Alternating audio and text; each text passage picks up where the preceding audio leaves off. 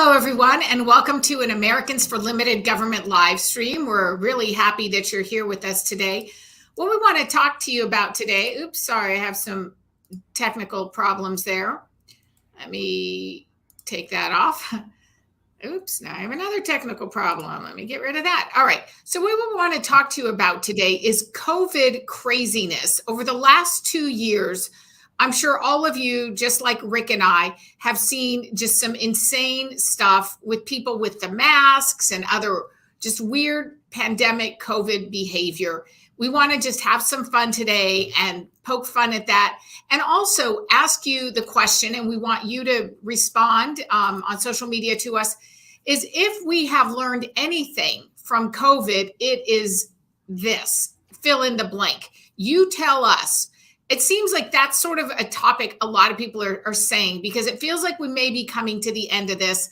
A lot of the mandates and restrictions are starting to go away, even in the blue states. So we want to just sort of look back and say, what have we learned from COVID? And it can be something funny. It can be more serious. So we'll get to that. But Rick, what's breaking right now is these developments in the Ukraine. Joe Biden earlier this week gave an address to the American public in which he told all Americans to leave Ukraine, that war was imminent. Do you want to just make a comment about that? And then I have a short video clip of some of what he said in his speech. Yeah, thanks, Catherine. This is anything but funny, but Joe Biden basically said that on Wednesday, today, Russia was going to invade Ukraine. He made that very dire announcement. I got asked about it by media nonstop on Tuesday, and it was leaked on Monday. So I ended up having questions on Monday. People saying, "Well, what's happening on Wednesday?" And and I said, as far as I know, nothing, because Putin's not going to invade. But the President of the United States basically put Wednesday out there today, and I just want to give people a notice. It is 11:05 p.m. right now, and on the Ukraine-Russian border, and all is calm in the Eastern Front at this point. And so there's about 55 minutes for the Biden prediction to come true. The bottom line on this is what you're going to hear tomorrow is that the brilliant Biden negotiating team has saved the world from thermonuclear war. That was never going to happen. It's not in Putin's interest to invade Ukraine. The Ukrainian government didn't believe that they were in any imminent danger. The bottom line on it is that this was an exercise to try to create, it appeared from the beginning and throughout, this is nothing more than an exercise to try to get Joe Biden some leadership points around the world, and then claim victory when nothing happened, when most sentient beings who actually looked into the data knew that nothing was going to happen. Now, I know that nothing happens. But truthfully, it's a disaster if Russia invades Ukraine. It's very bad. Let's check out some clips of his speech earlier this week. We are ready to respond decisively to Russian attack on Ukraine, which is still very much a possibility. Need more volume, Kat. The Russian defense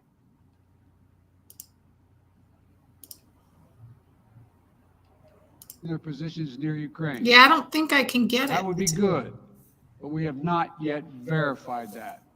We have not yet verified the Russian military units are returning to their home bases. Indeed, our analysts indicate that they remain very much in a threatening position. The fact remains, right now, Russia has more than 150,000 troops encircling Ukraine and Belarus and along Ukraine's border. An invasion remains distinctly possible. That's why I've asked several times that all Americans in Ukraine leave now before it's too late to leave safely. It is why we have temporarily relocated our embassy from Kyiv to Lviv in western Ukraine, approaching the Polish border. Ukraine is not threatening Russia. Neither the U.S. nor NATO have missiles in Ukraine. We do not have plans to put them there as well. We're not targeting the people of Russia. We do not seek to destabilize Russia. To the citizens of Russia, you are not our enemy. And I do not believe you want a bloody, destructive war against Ukraine, a country and a people with whom you share such deep ties of family, history, and culture. Invading Ukraine will prove to be a self-inflicted wound. The United States and our allies and partners will respond decisively. And make no mistake, the United States will defend every inch of NATO territory with the full force of American power. An attack against one NATO country is an attack against all of us. The United States' commitment to Article 5 is sacrosanct. Okay, Rick, one of the things, a question I have about that is an attack on NATO territory is an attack on all of us. Ukraine is not a part of NATO. They want to be, but I don't know. You explain what you saw. A lot of what he said did not make sense to me. Yeah. Yes. Ukraine is not part of NATO. Russia fears that Ukraine will become part of NATO. Ukraine would like to become part of NATO because of that very promise of mutual defense. The reason Russia doesn't want Ukraine to be part of NATO is because they don't want NATO forces on their border, which is what would happen if Ukraine was part of NATO.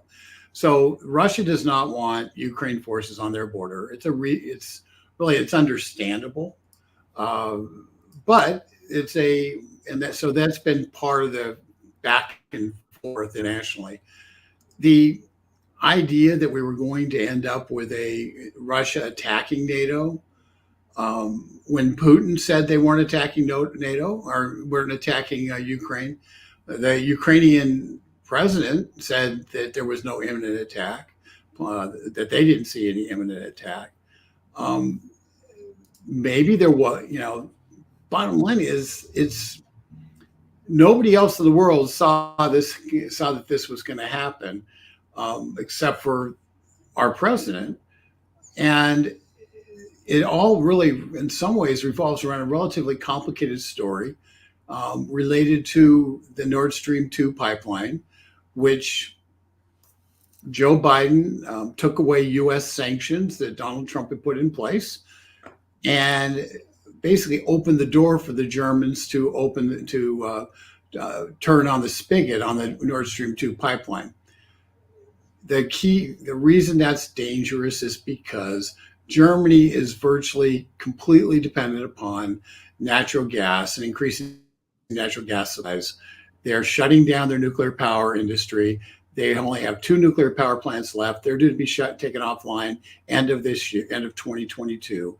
And they need to replace those energy sources. And the Nord Stream 2 pipeline, which has been in the works for a dozen years, is the likely source, is the source they're looking to replace it with natural gas. It will make Germany 100% dependent upon Russia for their energy. They have renewables and they'll have natural gas and very little else. And when a country that's at the heart of Europe is 100% dependent upon Russian natural gas, Russia holds all the cards in any kind of future negotiation or even territorial dispute. What's more, France, Macron from France, the president, has gone to Moscow and has essentially laid up a peace offering, kind of waffling on France's participation in any kind of defense of Ukraine and any repercussions for that, because France is also dependent upon Russian natural gas for heating their homes. So we are in a kind of in the thrall of Russia and Europe because of the simple fact that Europe has gone offline with nuclear. They've gone offline with conventional energy, electricity generation from coal. They're natural gas dependent. And while the United States is providing most of the natural gas for Europe, some states are very much dependent upon Russia, and those states, if the valve gets turned off from Russia, they will be forced to bend a knee, and we're trying to prevent that. So this really probably all comes down to trying to leverage Russia on the Nord Stream 2 pipeline. The irony is it's Biden who opened the door for the Nord Stream 2 pipeline to be natural gas to Germany. Regardless, he actually made it possible, and now they're trying to undo that mistake and saber rattling in the process. I'm a support the president kind of guy. I'm a support, in a time of war, you gotta support the president. But this was so obviously manufactured that you have to call somebody out when, and quite honestly hope that it was all made up and there really wasn't anything to it. The danger now is when Biden says that Putin's about to invade Ukraine in the future, people are going to say, yeah, right. And then if he does, it will be, because once the little boy who cries wolf one too many times, nobody believes him. And that's the danger here of what Biden's done, because by elevating this threat, which by all accounts was pretty non-existent, he minimizes the ability to put the world on alert in the future should Putin want to make a move on Ukraine. Okay, Rick, we're just getting comments from people to the effect, I like what Diana Mann says. Biden has no idea what is going on abroad, what's going on in the US. It's extremely bothersome and a very uneasy feeling. I agree with you exactly, Diana. I don't have any faith or trust in him. But no, I also agree with what you said, Rick. If our country does go to war, I will be behind the president. I will support our troops, of course. But I don't want us to get to that point. I don't think Joe Biden knows what's going on.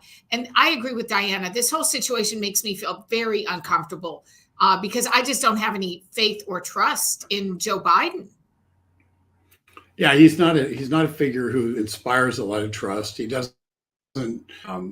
He's not somebody who. You did a story yesterday that really hit the nail on the head regarding kind of the difference in how people present on pictures, and there was a piece that you quoted extensively in the Wall Street Journal that really just pointed out that he doesn't seem to be a dynamic person who provides a lot of confidence that he's in command, assuming complete mental competence at this point.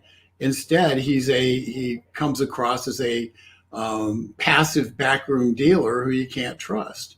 And and now I wasn't going to use the word you used in there, but in terms of his soul, but I really commend people to do that. It's a picture, look at it. It's picture tells 1,000 words or something like that is the title of it. But Kat did a great job on it. I really think it's one you should check out. Let's move on from Biden to the creative, to what's happening, sort of the COVID crazies and we wanted to look at some of the COVID craziness over the past 2 years. And I'm not even kidding you. Within 10 minutes, just a quick Google search. And then I went to one of my favorite sites, which I highly recommend to you if you like poking fun at big government liberals. Go to Libs of TikTok, but it's on Twitter. So a woman has a Twitter account called Libs of TikTok, and she just compiles all the crazy stuff that big government people are doing. And a lot of it, of course, is COVID. So I went there and I found all sorts of good stuff. But then I found this, and I'll share this first. So I'm going to be sharing my screen a lot today. This is CNN compiled some of the weird masks that people were putting on during COVID. Okay, so there clearly it looks like a lady has some sort of one of those disposable trays that, you do a takeout dinner in over her face. We've got people like lettuce leaves. I mean, what are they thinking, right? This is insane. Here's a guy, obviously some sort of a, a water jug over his head, trying to use that as a face shield. All right, this one's actually kind of cute. The little dog there matching his owner. Little children, a toddler with a jug over her head. I mean, this clearly is just not right. Okay, the lips, we've seen a lot of those. The wedding masks. I mean, I'm not going to ridicule someone. I mean, that's actually pretty. Okay, this is crazy, Rick. What's going on here? He took a snorkeling mask and added a respiratory valve. This was a guy in Italy. He designed it. Yeah, that's kind of, with the blue outfit, it kind of gives a little bit of an Avatar vibe. So maybe that's what he's trying to do. He's trying to star an Avatar. I feel like there was a couple more here towards the Oh, that end. would work. That's my favorite. Hold on, scroll back. This is my favorite. This guy? One more. That guy. Wow. No, that guy. Oh, Yeah, it let's looks tie like- a dirty oh my rag gosh. around your face, not even have it cover your mouth. There's the solution right there. And it That's looks like the those are one. napkins. Yeah, he I made don't it know out of a what they paper are, napkin. but yeah, I don't know what they are. All I know is anybody who thought that was going to do any good, I don't even know what to make of that. Well, I mean- there's another one like that coming up here. Some guy Oh, there you took, go. That's underwear. yeah, Underwear across his mouth, leaving his nose uncovered. That was always one of my favorite things about the masks is all these people walking around with masks with their nose uncovered. Gee, so dorky. let's think. So dorky. And then here's one of the best. A cyclist in Wuhan, China, wears a face mask and a plastic bag. Like, what the heck? That's insane. He's not going to die of COVID. He's going to die of suffocation. He apparently didn't read the little writing on the bag to not stick it over his head and say, that's unique. So, I mean, this Spider-Man mask. is just a sampling of some of the, okay, some guy has a tape with some paper over his nose. Okay, so that is CNN's compilation. Let me get to some of the others because, Rick, I mean, it really is crazy the things that we've been seeing during COVID, what people have done. This one is one of my favorites. Hang on. This was about 18 months ago because at the time I did a news story for the Daily Torch. As soon as I share this screen, you'll know what I'm talking about. This was insane. Do you remember this? These are images of those children in a high school band that were put in those little tents. Yeah. They put them inside little mini tents. Yeah. So It's some people play the trumpet with a little mute device on the front of it, and they use to modulate the trumpet. They just built a whole little tent so they could modulate the entire concert. It's listen, there were so many crazy things that were done that you sit there and you look at them now and you say, what were they thinking? And it tells you just how much the public health bureaucracy created a hysteria in this country that forced people to do really, really kind of things that they would never, ever even consider doing. And this is a recent one off of Twitter. This is real. Somebody in a Facebook group here in Fairfax County, Virginia. It looks like she's a teacher. Virginia Teachers Union boss calls it, quote, good news that COVID cases are high so they can continue to force kids to mask. You're looking right there on the screen. It's highlighted in yellow. She says, oh, well, there's a new plan, but the, quote, good news is it doesn't look like we're anywhere near close to moderate or low transmission rates. So there she is, hurraying and hurrahing that COVID rates are still high just so she can keep masks on kids. Yeah, it's I will tell you what I think is the best news out of it, and that plays right into it. I think the best news out of COVID is that people have caught onto the scam, the kind of big government scam that that you can trust what these people are telling you, and without evaluating it. And the cost of public trust that has for the bureaucracy is enormous with the COVID. The fact that the teachers unions now have been outed as not really caring about your kids' education, but instead caring about something completely different. Because anybody knowing anything knows if you put little kids in masks, they're not going to be able. It's not an adequate learning environment. When you have people learning from home, particularly young kids, they're not going to learn a whole lot. And the teachers union and teachers unions were less concerned with getting kids back into schools, into a public learning environment, than they were about command and control of what happens with those kids. And I will tell you this right now, it is the fact that there's 10% of America who are now homeschooling, another 2% are in private schools. We had an article about a woman in Baltimore who the vast majority of the high school was operating at reading at a elementary school level. She finally had enough and took her kids out of school. And that's what we need parents, and I think this has caused this, parents to become much more involved in their own kids' education, become much more vested in what's happening with their kids. And as a result, not depending upon people who have competing interests, who view parents as being nothing more than a necessary evil in the public indoctrination process. I think that's where the good news out of it is people have woken up. And the bad news is I fear we've lost a generation of kids who will be less educated, less adept at social skills because of wearing masks during formative years, and will really have a problem integrating into a much more technological and difficult environment to integrate. And Rick, let's check this out. That would be an outcome. Yeah.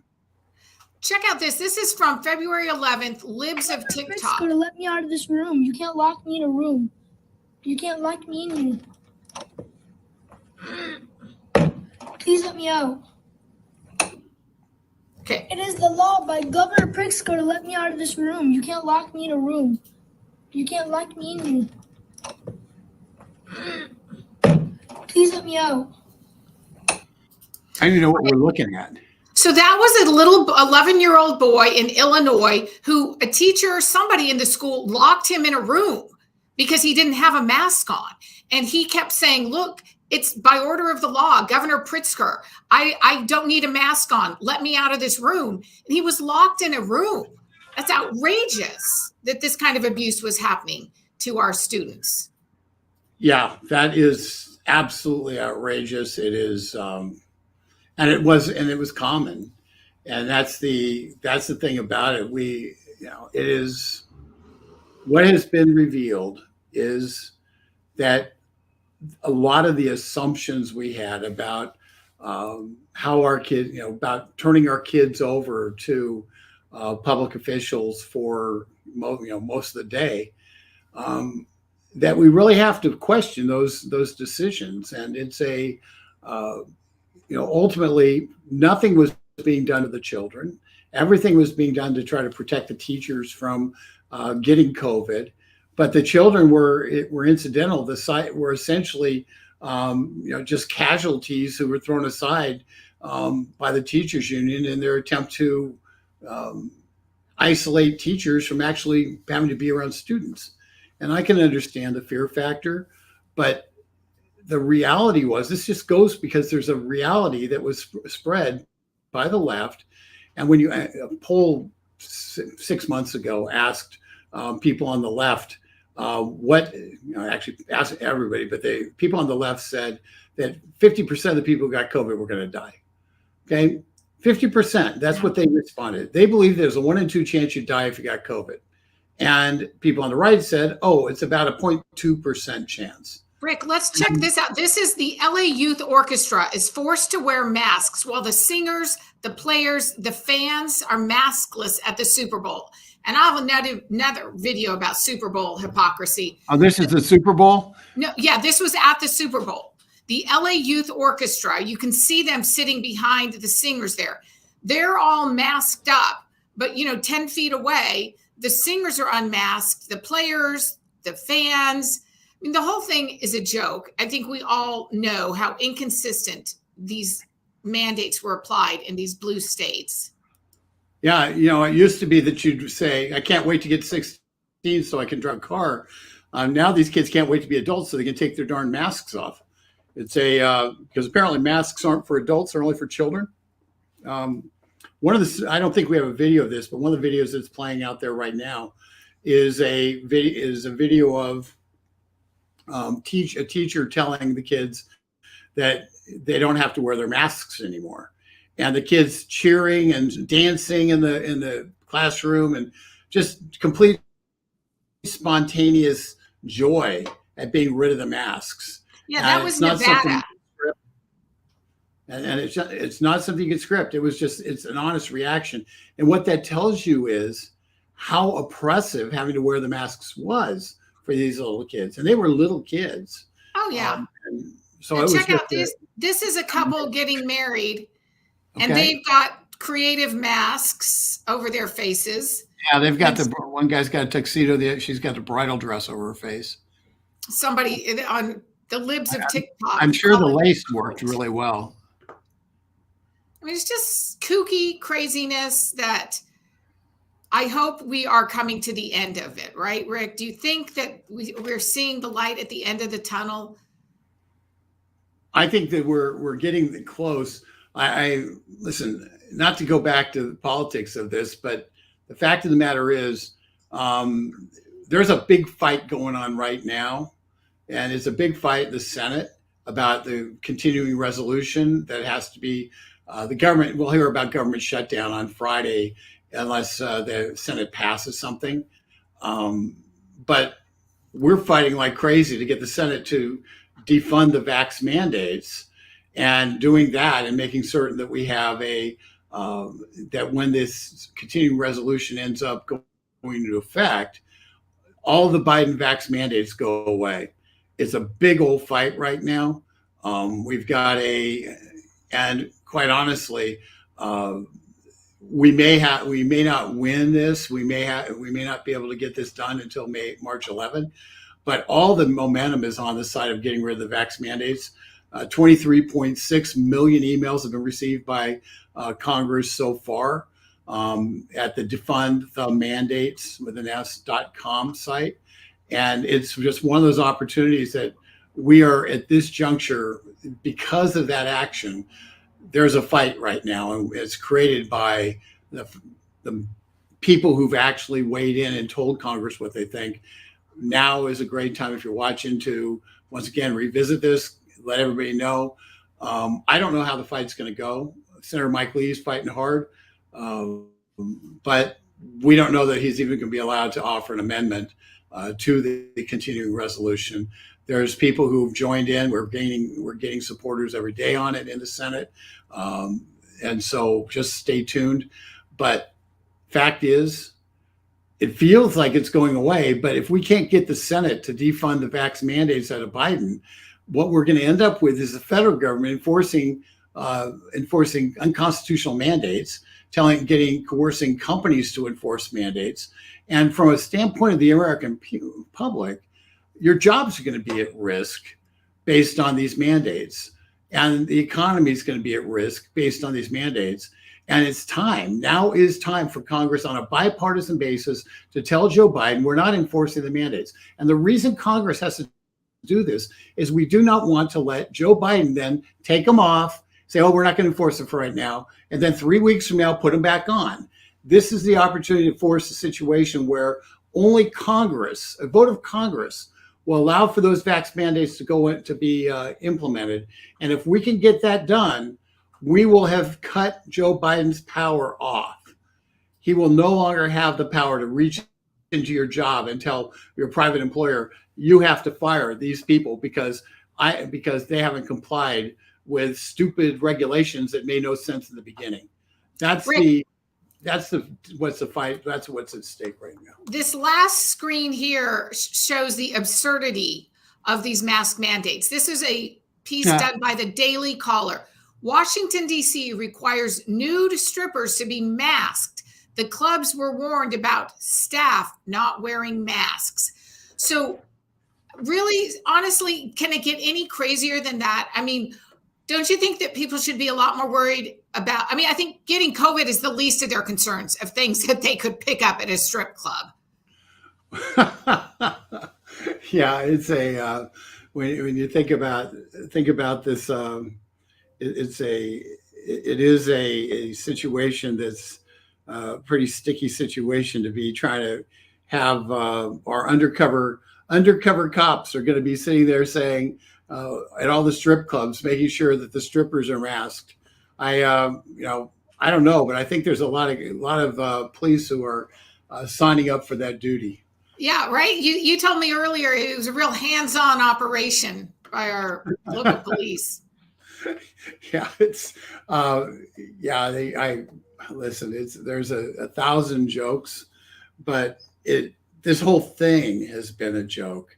And the fact in Washington, D.C., they were deploying law enforcement resources to strip clubs. Washington, D.C., which has got which is suffering from a crime wave, is telling our cops, gee whiz, rather than worry about the crime wave, rather than worry about the people who are breaking into stores and just stealing stuff without any pushback, the massive amount of carjackings.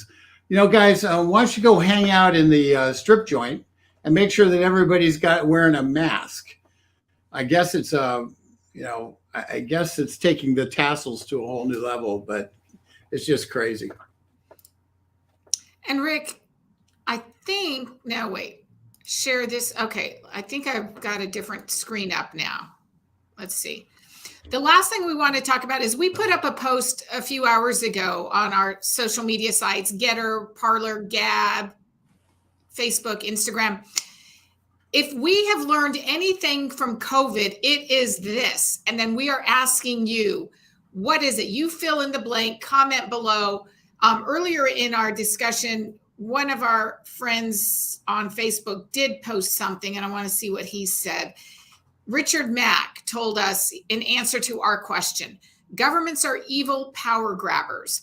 I was the one who posted this, and I commented, if we have learned anything from COVID, it is this, that teachers' unions have a stranglehold on our public schools, and this has to end.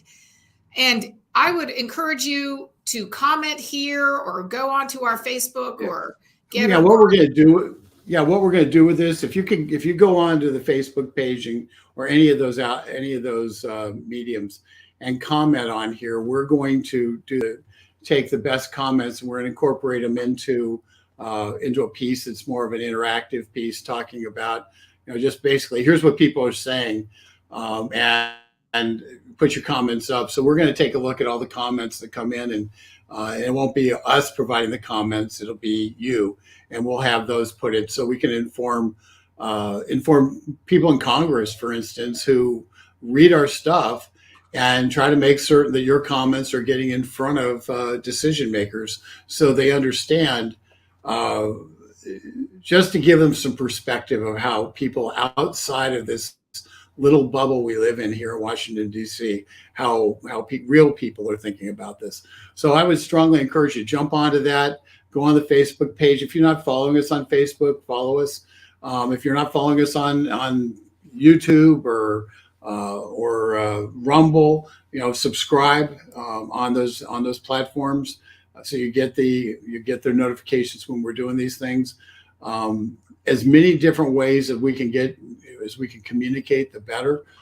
The best is for us to have your email addresses, and that's subscribing at getliberty.org and giving us the email address, and that way you get a daily, at least 5 days a week, you get something in an email inbox from us that has a series of articles, cartoons, videos, kind of all talking about issues that matter, in-depth analysis, whether it be on inflation or on what was happening in Ukraine, or even what's happening with John Durham. And just overall various issues that are maybe a little bit below the radar screen, but things that you need to know about. Rick, some of the comments we've gotten on Facebook, what have we learned from COVID? Never give the government 2 weeks. People will fall for anything regardless of overwhelming evidence and common sense. Our media can scare the crap out of everyone and show things in such a one-sided way. The narrative that's being pushed will prevail. There's no reason to ever mask our children. All this has been about control and money. Unmask the children today. How easily all the sheep did what they were told to do. Listen to your heart, not the fear mongering. I no longer trust our government or media. We were lied to on a regular basis. You know, Rick, on a serious note, though, I mean, this whole thing could just because our country, our republic, the only thing that holds us together is sort of trust that we believe our government and we can believe those that we elect, and we can believe the free press. But over the last 2 years, that has just totally been eroded. I think this is a huge, we hear from the Democrats, Rick, all the time, right? A threat to democracy. Donald Trump is a threat to democracy, blah, blah, blah. Honestly, the biggest threat to democracy is the erosion of trust that has occurred over the last 2 years. People don't trust the government. They don't trust the CDC. They don't trust Fauci. They don't trust the media. And can we really continue as a nation if nobody trusts the authorities at all?